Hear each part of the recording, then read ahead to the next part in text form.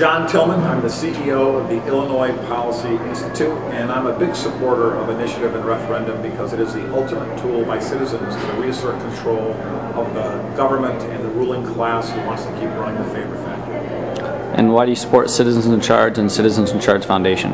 I support both organizations because, number one, I think Paul Jacobs is a great leader for the movement, the most expert, articulate spokespeople for citizens having a right to redress their grievances through INR. And secondly, no organization has done more over a period of years to advance the cause and take a look at the total landscape across America and protect INR, and that's why it's important that we all support Citizens in Charge. My name is Dennis Polhill. I'm a member of the Board of Directors of Citizens in Charge.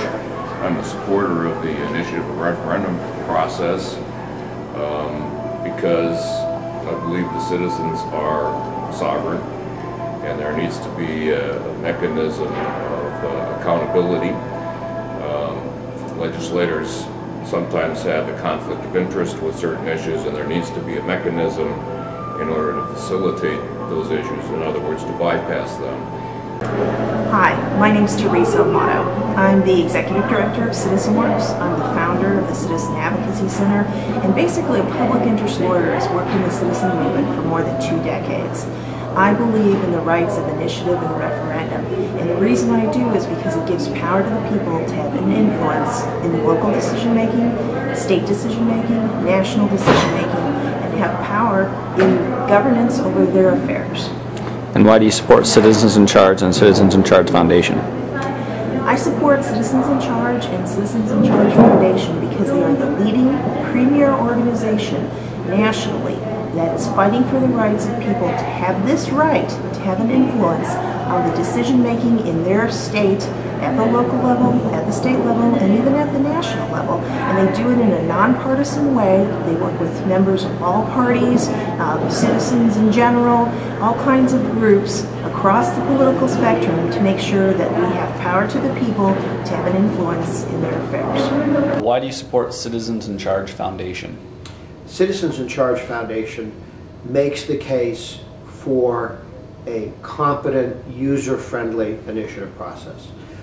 It fights against efforts by politicians who want to say, you shouldn't use the initiative process, even though it's in many state constitutions. You should only be allowed to come to us, the politicians, to give you permission to change things.